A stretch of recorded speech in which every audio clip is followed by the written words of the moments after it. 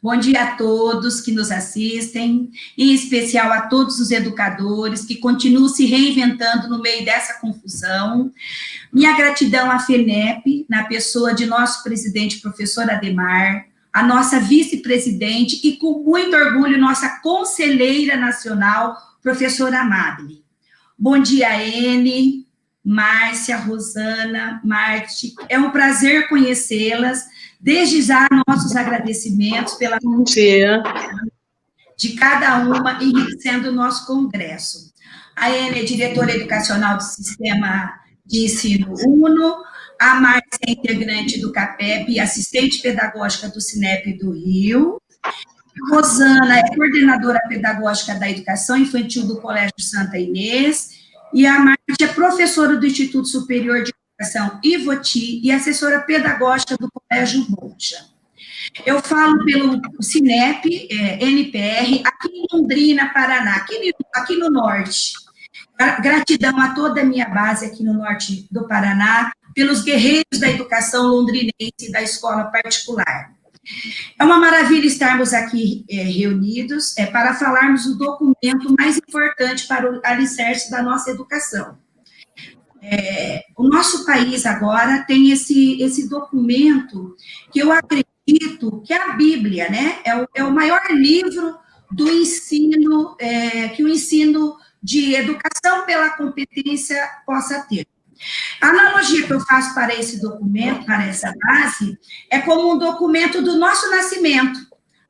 Na nossa certidão de nascimento está implícito a que viemos fazer neste planeta. E assim é a nossa base nacional comum curricular.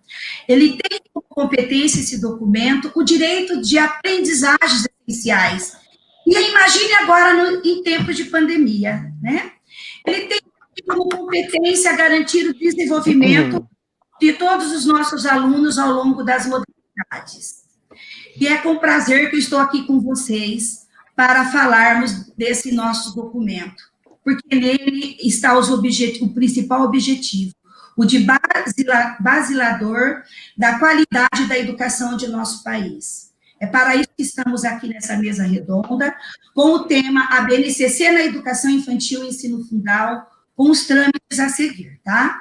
A nossa mesa terá o seguinte formato: teremos algumas perguntas com tempo de respostas de 2 minutos e 30 segundos, ok? Vamos lá, então?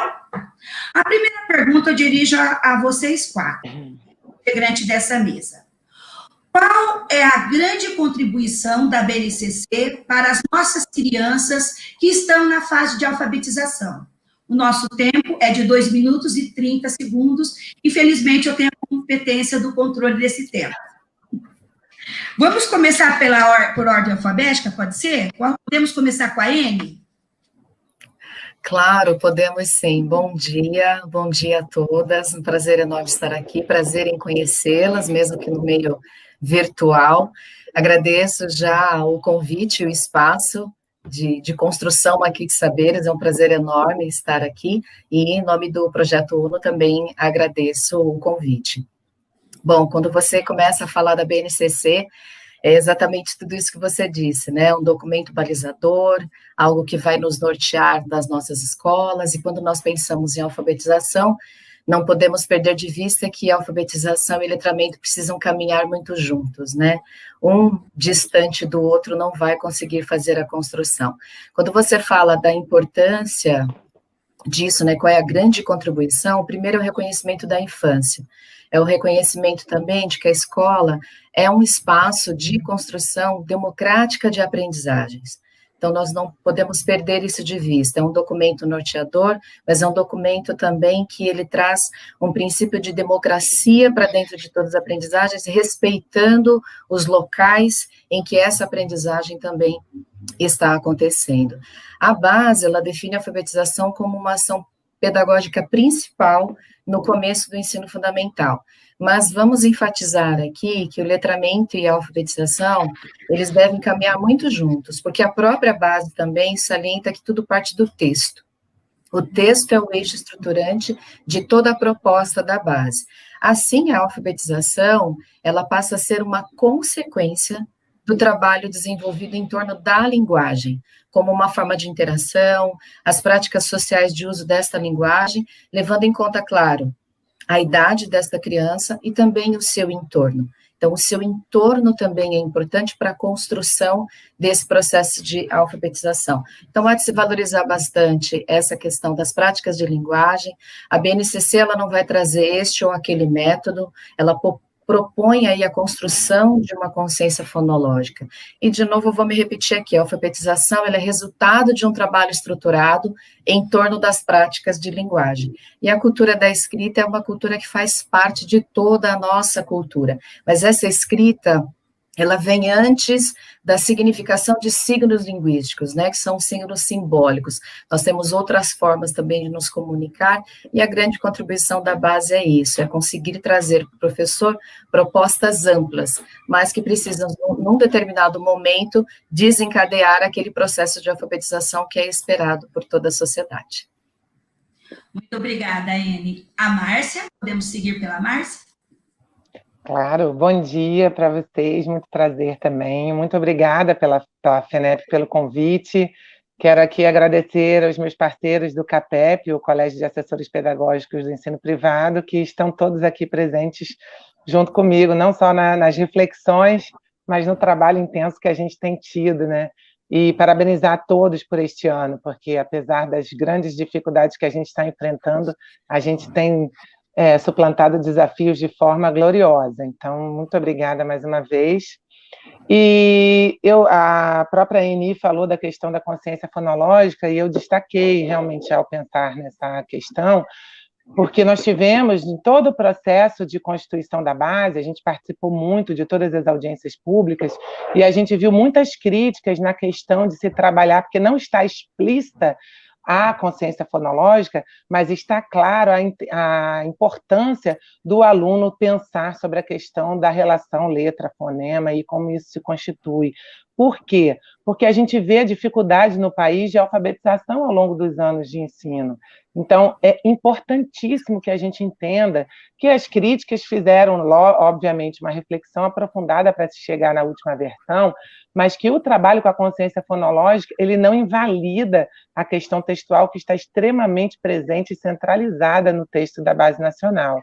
Então, é a grande, para mim, importância para a alfabetização trazida pela base é você respeitar o contexto ao qual a criança está inserida, respeitar o seu capital cultural, trazer isso para dentro da escola, mas também sistematizar com o conhecimento do sistema alfabético de escrita.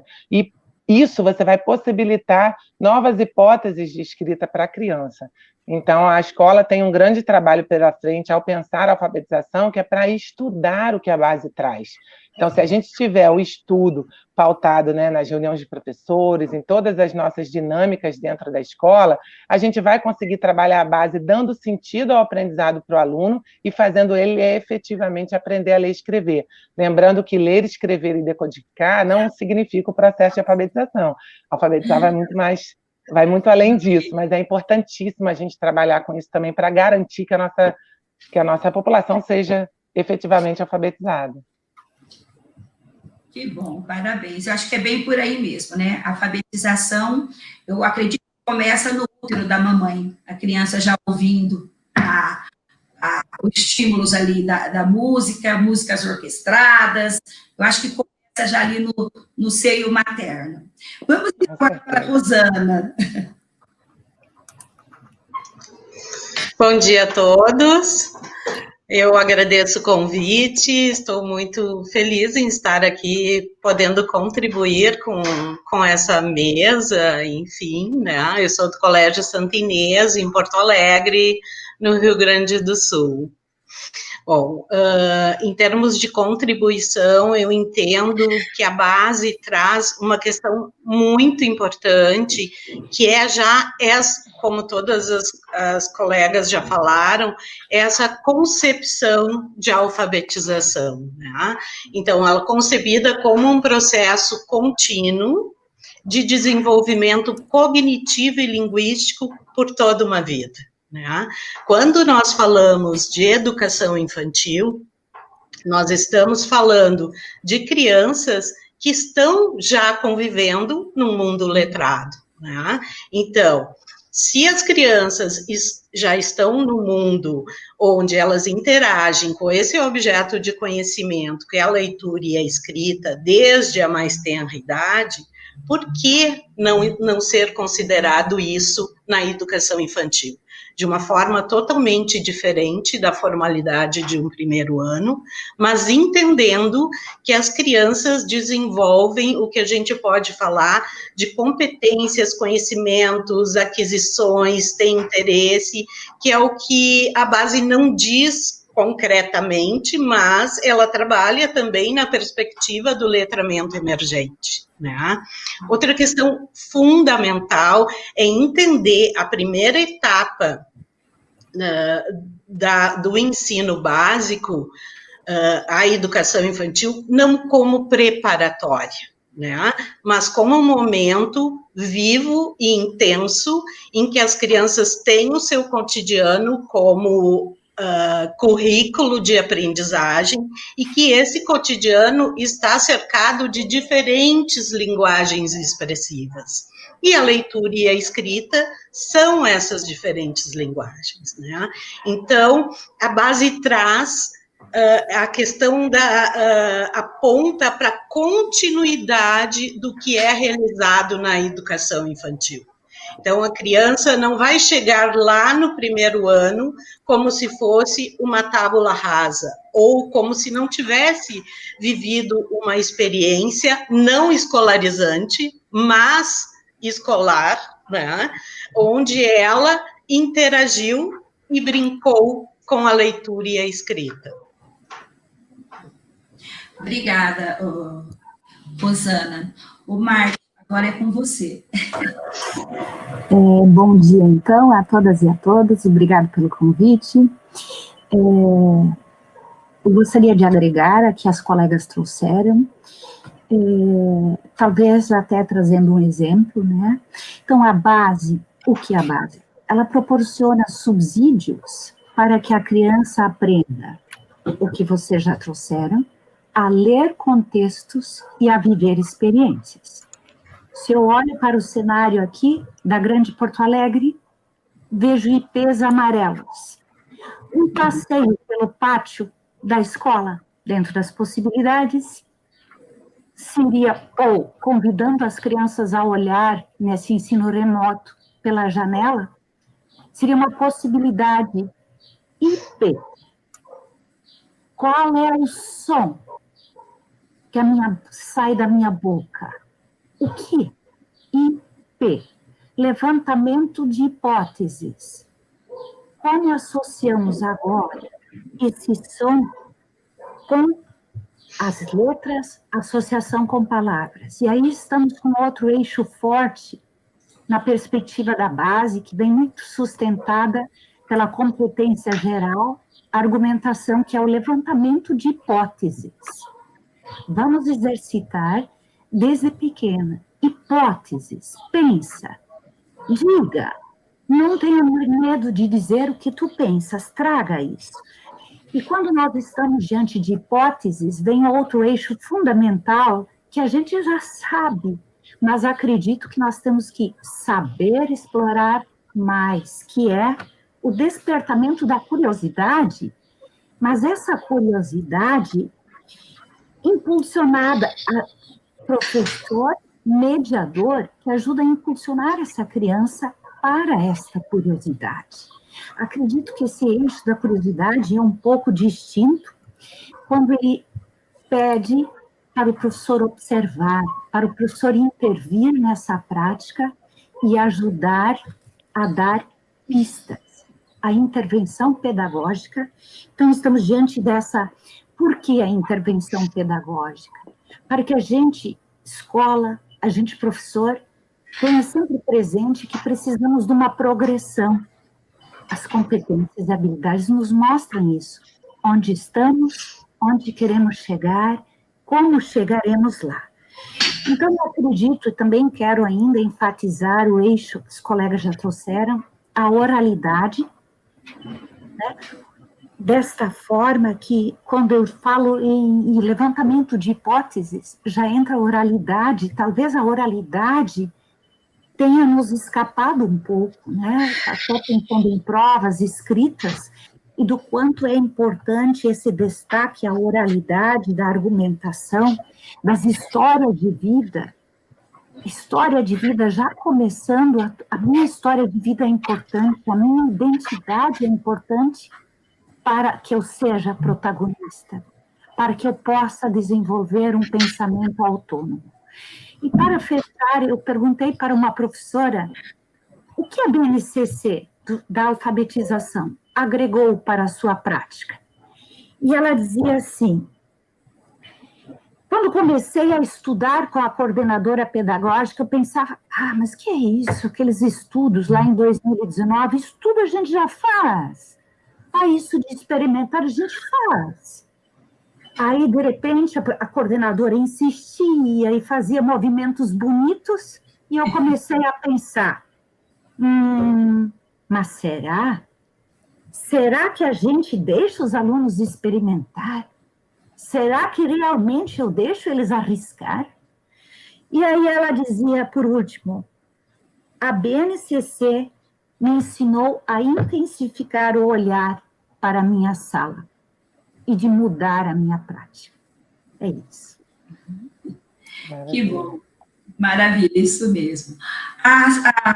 Nós temos agora a segunda pergunta, tá? Que eu acho que vem combinar com o que estamos falando aí com os nossos alfabetizandos, né? Eu acredito que agora, principalmente em tempo de pandemia, nós teremos que fazer, né, Marta, todo esse processo de ver onde que as nossas crianças estão, né? Com toda essa situação pandêmica, e onde que pararam? Para onde vamos com esses alunos nesse processo de alfabetização?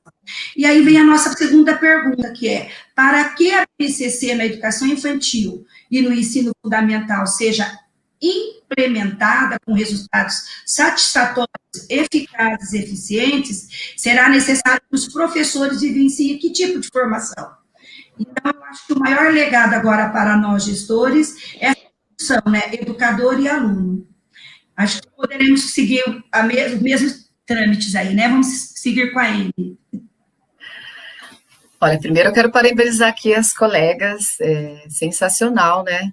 Se nós nos juntássemos aí, sairia um curso de formação de professores, assim, bem rapidinho, né? Tenho certeza disso.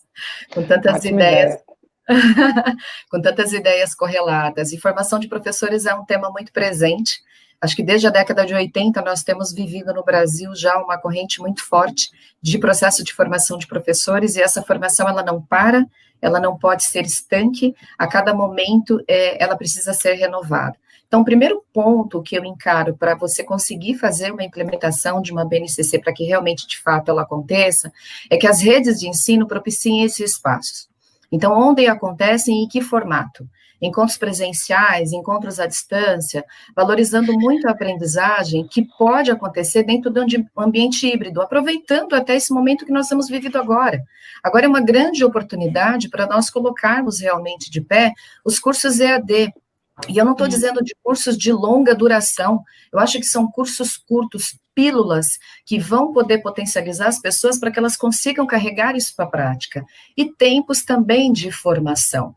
Então, valorizar quais são esses tempos, né? Quais são as cargas horárias possíveis de serem cumpridas para os professores, né? Então, dentro desses processos de formação, eu acredito que há temáticas que elas precisam fazer parte desse processo. Então, teoria e prática sobre a BNCC, que requer um estudo mais aprofundado, que é isso que a Margot trouxe para nós.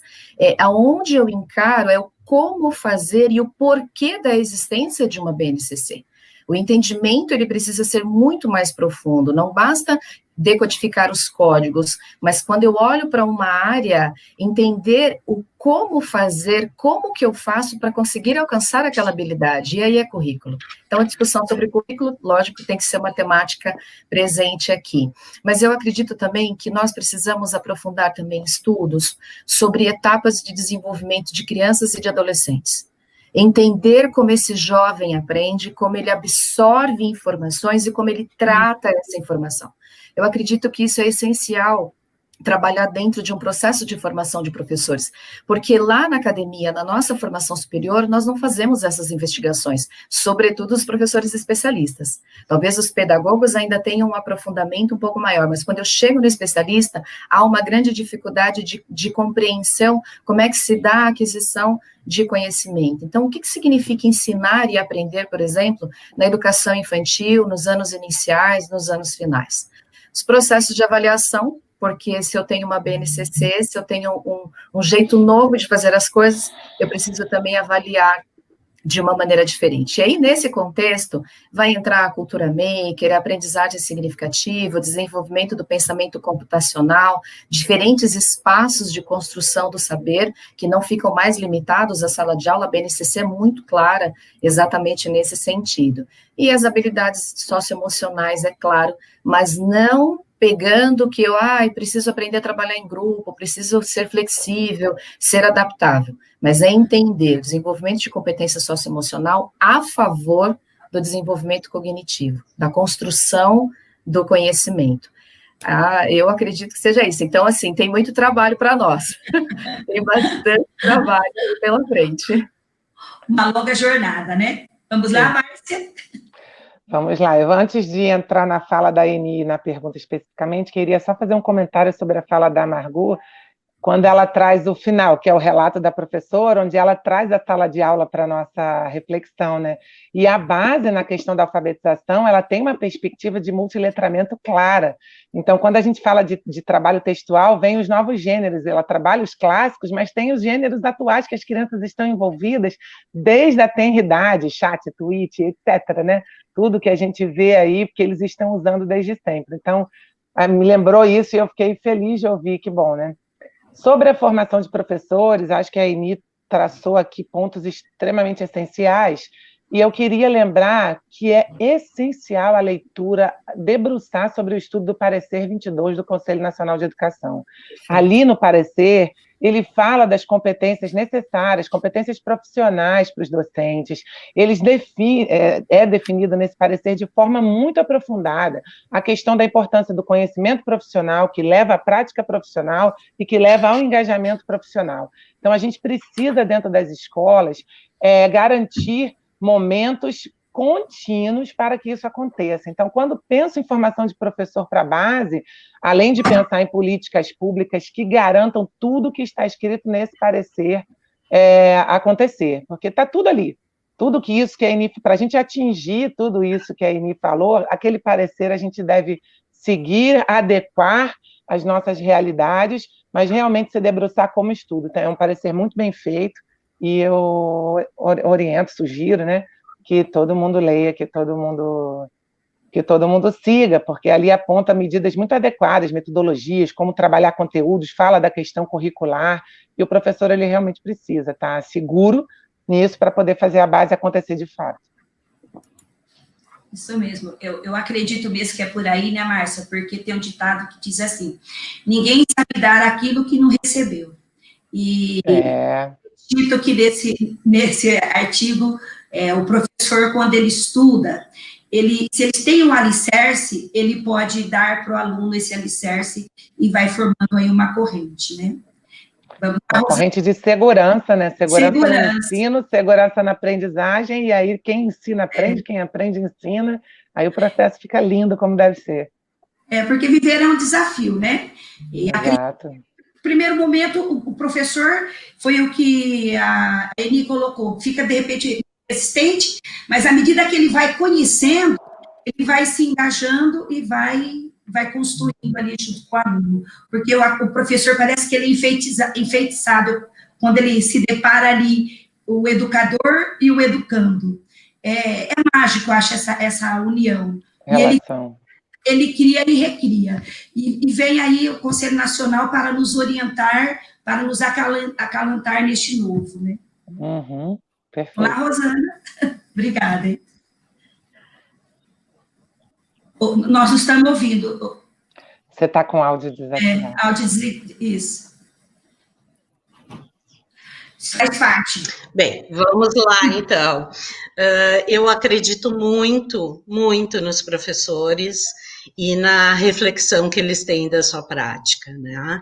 Então, quanto mais abrirmos espaço para essa reflexão da prática, né? Essa prática vivencial, aquilo que ele escuta das crianças, aquilo que ele observa, né? Das brincadeiras das crianças, da forma como agem, aprendem, e a forma como ele compartilha com os outros professores, num sentido de diálogo, de troca, né?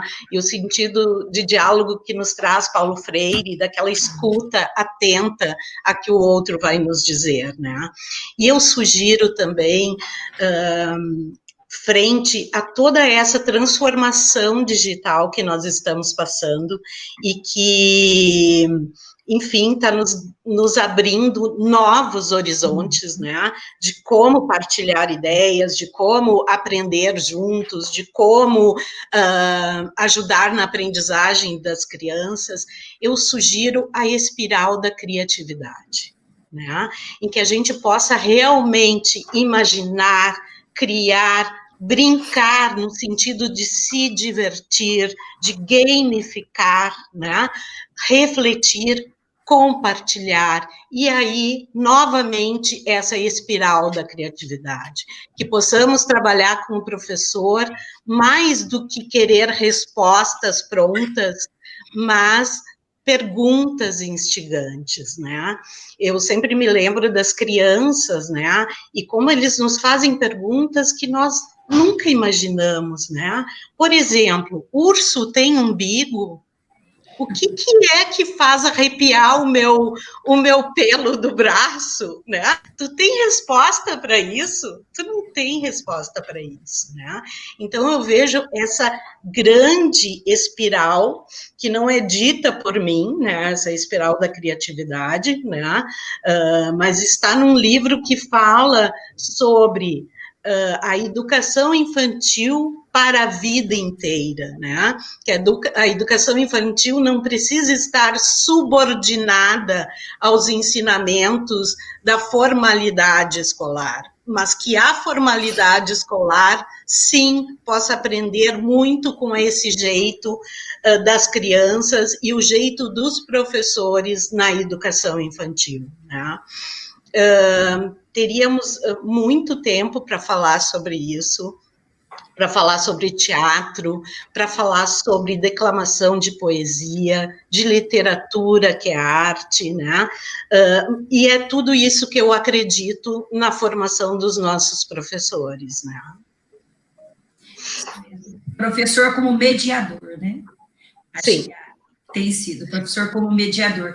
E acho que eles tiveram isso agora, né, Rosana, como prova real com essa pandemia. Tiveram que mediar ali entre escola, também de família, e o conhecimento. Ficou a teia aí do conhecimento na competência desse educador, que teve que se reinventar, né? Margu, você me desculpa, me perdoe, Margu ou Margui? Margit. Porque nós estamos falando de muito tudo aqui, mais né? elegante do que a gente. Eu também achei. Desculpa, tá, Margit, porque assim, eu também sofro com isso, meu sobrenome é Fantaúci. Me chamam de Fantaúva, Fantalce, nunca falo Fantaúci. Então, me perdoe aí pela gafe do início. Margit, então, por gentileza, você. Muito bem. Então, agregando ao que as colegas disseram, cito Pedro Demo, quando ele diz, para descobrir e criar é preciso primeiro questionar. Então, acredito que tem a ver com a fala das 4. E a minha aposta é muito na formação em loco, que vocês também trouxeram.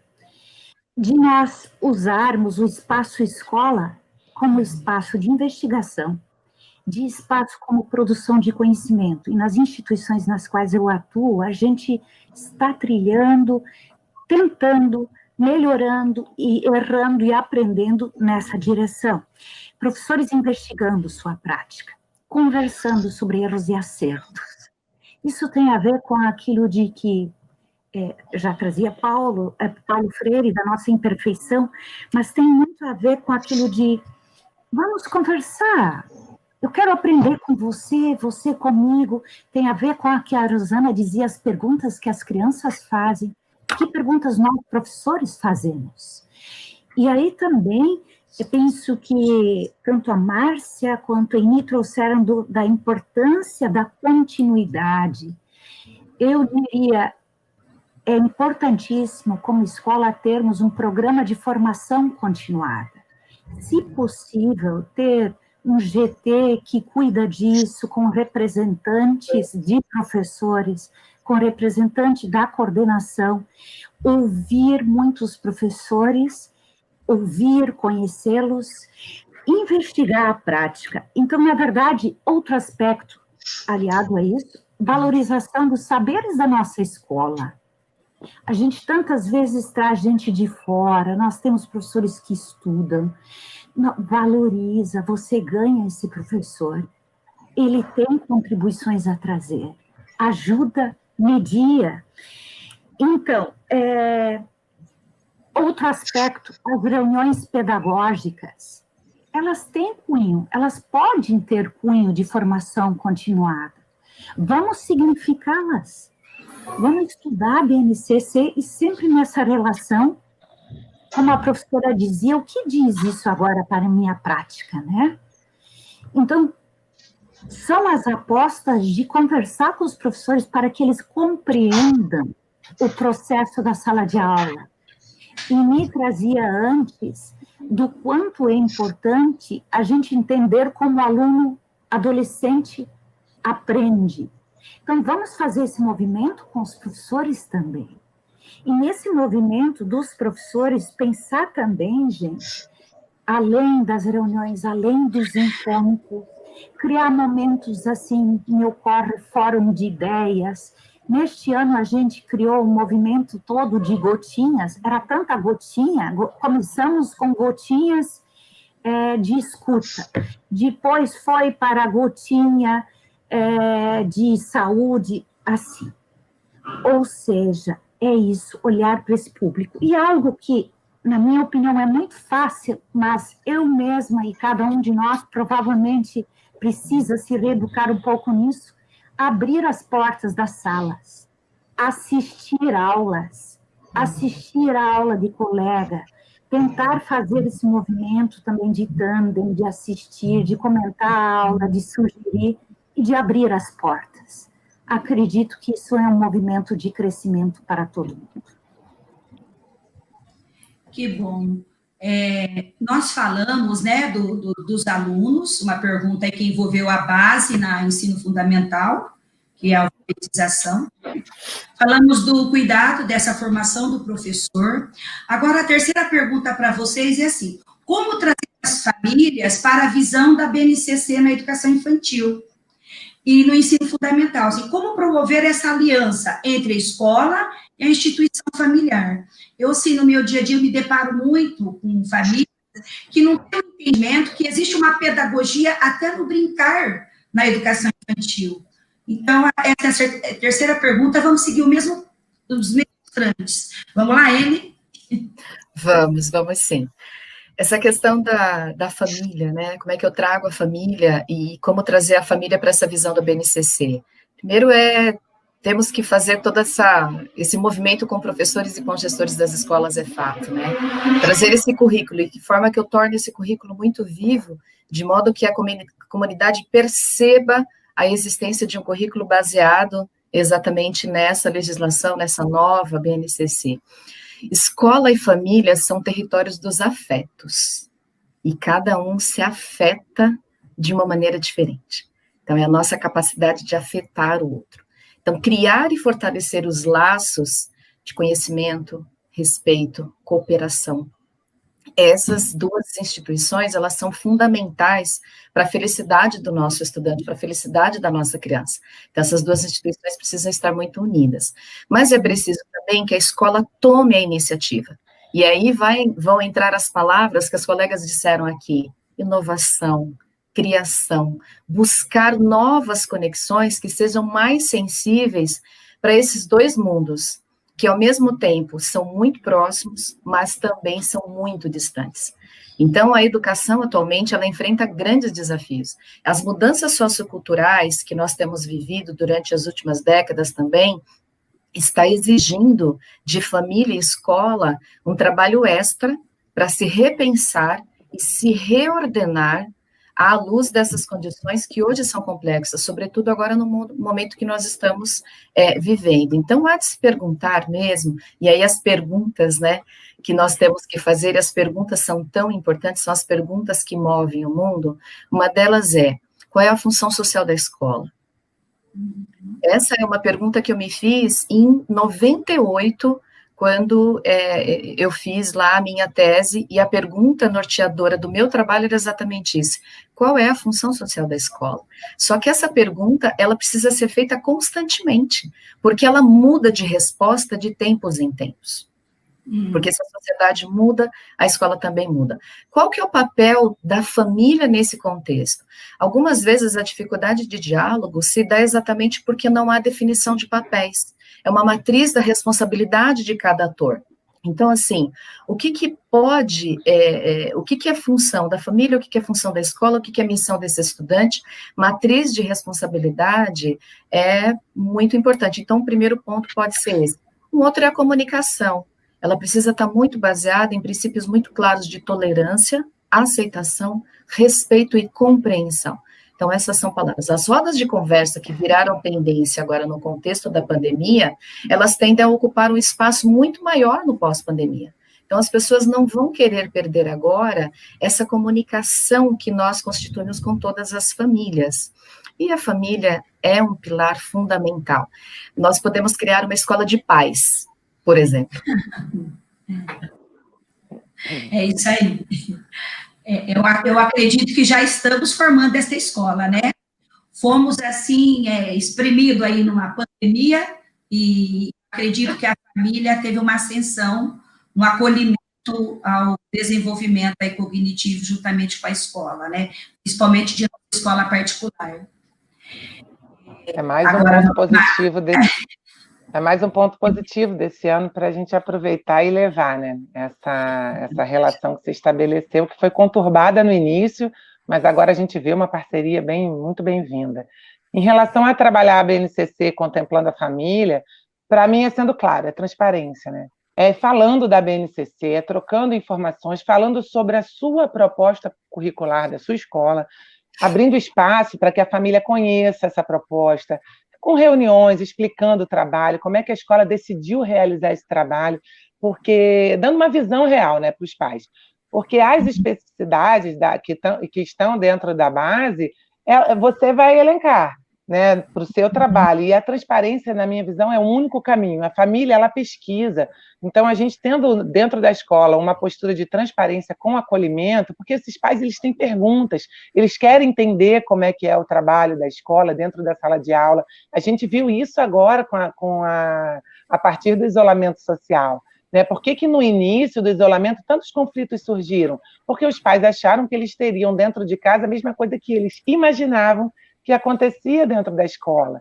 Então, a partir deste ano, a gente tem a possibilidade de levar adiante essa transparência, levar adiante esse diálogo com acolhimento, porque assim como a gente, e isso eu falo sempre para os pais e para as escolas, a gente precisa intensificar a ideia de que eu, profissional da educação, escolhi trabalhar com o aprendizado do seu filho, com o processo ensino-aprendizagem, então eu quero sucesso para isso, a não ser que eu tenha uma questão aí mental a ser resolvida, mas a gente quer sucesso no trabalho que a gente escolheu. E, obviamente, os pais querem o sucesso dos seus filhos. Então, não é para ter conflito, é para ter soluções, é para ter engajamento, é para ter parceria, é para ter mãos dadas, e é para a gente poder se esbaldar aí na alegria das famílias participando, as famílias dentro da escola, sim. A abertura de um trabalho seguro, ela também te dá a segurança de deixar seu familiar entrar, discutir, respeito, porque esse respeito vai vir dos pais e vai vir da escola. Então, a gente não precisa ter medo da intervenção da família dentro das nossas práticas. Acredito que com conhecimento claro, com conhecimento sendo compartilhado, né, e o aprofundamento disso nas relações a gente só tem a ganhar. É isso mesmo. A Rosana? Bom, eu entendo que os pais precisam ser nossos parceiros, como como a Eni e a Márcia falaram, né? E que eles são os especialistas dos seus filhos, nós precisamos ouvi-los, né? Quando a gente fala na educação infantil de trabalhar com bebês, quem é que vai me falar sobre esse bebê, se não é o pai? Quem é que vai falar sobre a gramática pedagógica para esses bebês, se não é a professora, se não é a coordenação, né? Então, essa gramática pedagógica que a BNCC faz, ela agora também, de uma forma ou de outra, que a BNCC traz, ela agora também, de uma forma ou de outra, está na casa dos pais, né? Então, é interessante ver que os processos pelos quais os professores utilizam para essa aprendizagem, né, focado nessa criança, os pais começaram a se dar conta. Opa, não é tão fácil assim. Sim, precisamos de professores muito especializados para trabalhar com os nossos filhos, né? Não é eu que posso ir lá e ensinar isso ou aquilo. Meu Deus, quanta coisa tem por trás disso. Então, eu vejo que o ensino remoto, né, tem feito isso, essa visão da escola na casa das pessoas, né? Sempre as reuniões de pais são importantes, né? Mas vivenciar isso para eles foi algo assim inimaginável, né? Como nós chamamos a atenção de uma criança? Por que é preciso chamar a atenção dela, né? Com generosidade, com ternura, mas com firmeza, né? Como é que faz isso? Não sabia que desta forma nós estávamos trabalhando tudo isso com as crianças, né? Que recursos são esses que os professores têm que nós não temos, né? Uma das coisas que nós, o ano passado, quando ainda estávamos presenciais, fizemos para que os pais pudessem entender mais um pouco sobre como é que é a proposta dos campos de experiência, dos objetivos de aprendizagem, foi a cada sexta-feira nós podermos perguntar para as crianças o que eles tinham aprendido e relatar ali. Ficava, aquela porta da sala de aula ficava cheia dos escritos, das falas, o escrito pelo professor, e aí a gente está falando da função social da leitura e da escrita, que está presente em todos os lugares. A professora está escrevendo o que eu aprendi nessa semana, né? E a partir disso, os pais conseguiam também ter conteúdos para falar com as crianças, né? Olha só, meu filho disse que aprendeu isso, disse que aprendeu que não imaginava que no inverno a água ficava gelada, né? Então, coisa assim maravilhosa, né? Poxa, quantos livros de história numa semana o meu filho teve contato, o meu filho ouviu, o meu filho recontou essa história, né? Então, dar visibilidade aos pais, os pais sim dentro da escola, né? Sim. Mas os pais entendendo, como disse a Eni, essa sua função, né? Nós temos na escola uma adaptação muito diferenciada, em que os pais, principalmente até a faixa etária dos 2 anos, ficam em sala de aula e ensinam a professora a ler o seu bebê. Olha, quando ele faz assim, professora, ele está com sono. Nos primeiros dias, são os pais que trocam as crianças, para mostrar para a professora como é que ela gosta que troque o seu filho e como é que a criança gosta de ser trocada. Então, os pais, à medida que nós tornamos eles parceiros nossos, o envolvimento, o crescimento do trabalho se amplia de uma forma que nós não podemos nem contar todos os benefícios que nós temos, né? Sim. Então, não só em reuniões, né, mas no cotidiano, né? Isso. Obrigada, Rosana. Antes da Margit fazer as suas colocações, eu gostaria, você que está presente na nossa sala, se quiserem encaminhar as suas dúvidas, olha, temos um time aqui que estão todas disponíveis para respondê-las, tá? Por favor, professora Margit. Muito bem. Então, gente, experiência não se limita à escola. A criança experiencia, mas ela vai continuar aquela atividade, o que a colega dizia, ela vai continuar perguntando em casa. Então, é esse processo tão enfatizado por vocês do diálogo. E uma experiência que eu posso relatar que também deu bastante certo, foi assim, na educação infantil, depois eu falo também do fundamental. Na educação infantil foi assim, que com a coordenadora, as professoras combinaram que ano passado foi assim, os trabalhos que as crianças faziam, que eram colocados ou nos corredores, ou na própria sala, fazia referência ao campo de experiência. Dizia, corpo, identificava e deixava lá. Aos poucos, os pais começaram a perguntar, o que é isso? Ora é traço, ora é corpo, experiência. BNCC. Vamos pincelando. Neste ano, não dava por ali o que está sendo feito. Os vídeos que estão sendo enviados, embaixo, sempre diz assim, campo de experiência, tal forma. Outra atividade que a coordenadora da educação infantil fez e que deu bastante certo foi numa reunião com os pais.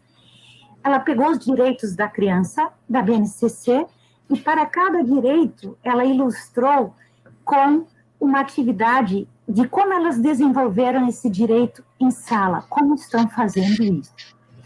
Então, na educação infantil, esse movimento de aproximar, de trazer a essência da BNCC. No ensino fundamental, o que a gente fez aí já em termos de quinto, sexto, esse ano não, mas junto com esse projeto de escola de pais, temos outro nome, mas dentro disso, oferecer oficina para os pais, os professores ofereceram. Uma oficina breve, um dia bem especial, assim, em que o professor de matemática explicou para os pais como se estuda matemática. Matemática se estuda da mesma forma como a língua estrangeira? Não. Então, como se estuda? Como funciona o cérebro? Trouxeram ingredientes da neurociência. E isso, na verdade, e aí, pais, por que nós estamos enfatizando isso? Porque nossa escola tem como princípio a autonomia, e agora a autonomia ainda está sendo reforçada mais pela BNCC. Então, dessa forma, nessas sutilezas, e depois também a gente desenvolveu um programa chamado Letramento Argumentativo, que vai desde a educação infantil até o final do ensino médio, porque a gente se deu conta que os alunos são muito bons no Enem, mas às vezes falta oralidade, e não é de uma hora para outra que eu aprenderei a defender minha ideia. Então, nesse processo, a progressão desde a educação infantil até o final do ensino médio, como queremos desenvolver o letramento crítico, o letramento argumentativo. Então, e aí, onde entra os pais? Entre os pais, quando de repente eles dizem, até então nós só tínhamos ouvido da língua inglesa e da língua alemã, debates na escola, debates no país internacional. Agora vocês estão fazendo no português, é? Sim, criamos um todos em debate. Então, esses pequenos movimentos, né? Obrigada, Margit. A nossa quarta pergunta é assim, quais são os impactos da BNCC na organização da escola? Vamos lá, Eli? Vamos. Vou só fazer um complemento a isso que a Margaret trouxe. Esse processo é da fala para a escrita. Eu não tenho escrita se eu não tiver antes a prática de oralidade. Por isso que toda a prática de ensino começa realmente na oralidade, né? É um processo. Só escreve bem e só fala bem quem consegue ler bem e discutir sobre aquilo antes de colocar no papel, né? Então, o processo, realmente, isso não é meu, isso é conhecido, né? Isso é estudo linguístico mesmo, que o processo é da fala para a escrita. Maria Antônia, quando você fala dos impactos na organização da escola, eu acredito que esses impactos, eles são relevantes e preocupantes ao mesmo tempo. Já dissemos aqui nesse fórum que não basta conhecer e entender a BNCC, é preciso tirá-la do papel. Então, o papel branco, ele aceita qualquer texto, mas como que eu diminuo a distância entre aquilo que eu estou escrevendo, entre aquilo que eu estou falando e o que efetivamente eu faço? Então, há de se diminuir exatamente a distância entre essas três instâncias, entre o que eu estou escrevendo, entre o que eu estou falando e necessariamente aquilo que eu estou fazendo. Então, muito estudo, leitura, espaços democráticos de construção de saberes, como já dissemos aqui, há de ser tempo e espaço de formação não só dos professores, mas também dos gestores, porque esse gestor possui uma posição fundamental de formador do seu professor. Então, há de se reconhecer hoje que uma coordenação pedagógica, ela tem um papel estruturante fundamental desse reconhecimento, né, do professor reconhecer esse coordenador pedagógico como alguém que também é o seu formador. Antes da BNCC, há documentos que embasam a BNCC. Esses documentos precisam ser revistos, se é que em algum momento eles foram aprofundados dentro das instituições escolares.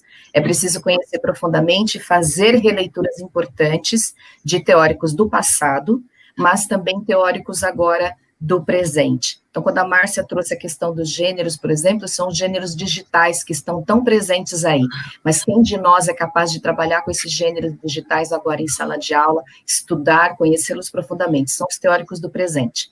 E às vezes... Oi.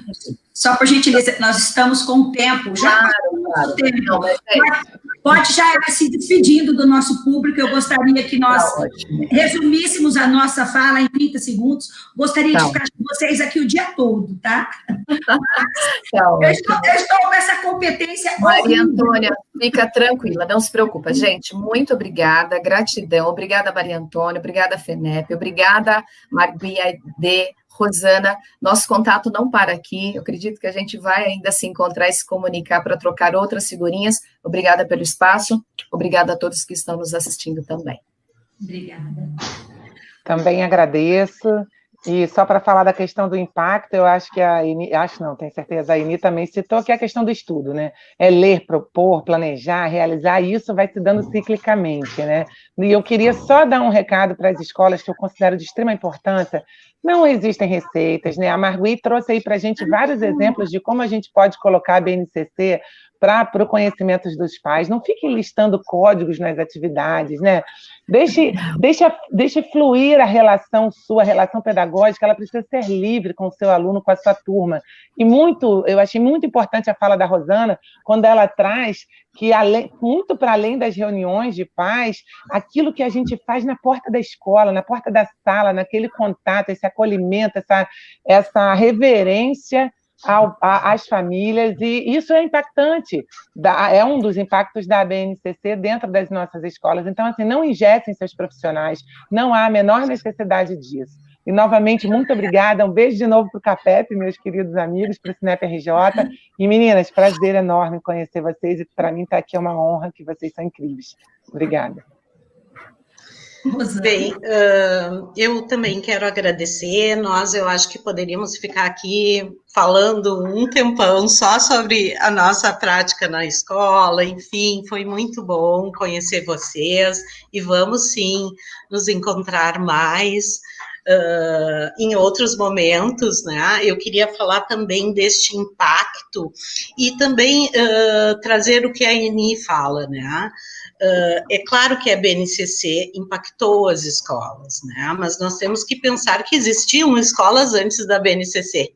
E existiam documentos muito importantes, né? Não falo só da educação infantil, mas se for fazer um histórico, né, em relação à educação infantil, as diretrizes nacionais, né, ou as diretrizes nacionais do ensino fundamental, enfim, né? Então, continuamos nos adequando e nos orientando pela BNCC, mas a escola já existia. Em termos de educação infantil, ela coloca os direitos de aprendizagem, são 6 direitos, as crianças têm o direito de participar, de brincar, de interagir, de conhecer-se, enfim, pessoal, isso é muito importante. Se eu pudesse resumir em algo tão importante, né, aquele professor que fica horas numa rodinha sem significado, ele não está respeitando os direitos das crianças, né?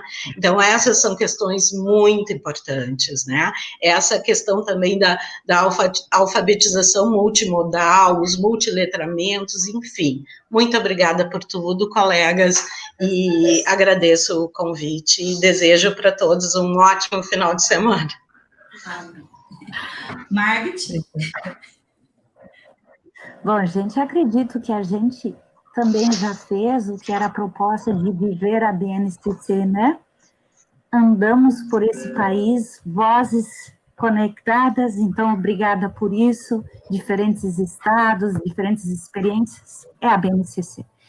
A palavra que eu deixo, 2 palavras na verdade, projeto político-pedagógico não pode ser algo que fica não sei aonde, ele precisa estar vivo. O projeto político-pedagógico é o motor da escola. E, junto com isso, jamais abrir mão do pensar coletivo como escola. Então, obrigada também por esse momento do pensar de forma conjunta e colaborativa. Obrigada. Obrigada. Obrigada. Olha, grata, Eni, Márcia, Rosana, Margit, a todos aqui presentes. Sabemos que a nossa BNCC começou em 2015, todo esse estudo, toda essa contextualização histórica. O caminho a seguir ainda é grande, né? Estamos todos disponíveis para reaprender sempre. Foi um prazer estar com vocês, foi um prazer conhecê-las, que Deus nos abençoe nosso legado e que saímos forte aí agora em frente a essa pandemia. Eu volto a palavra para o nosso mestre de cerimônia, o Alan.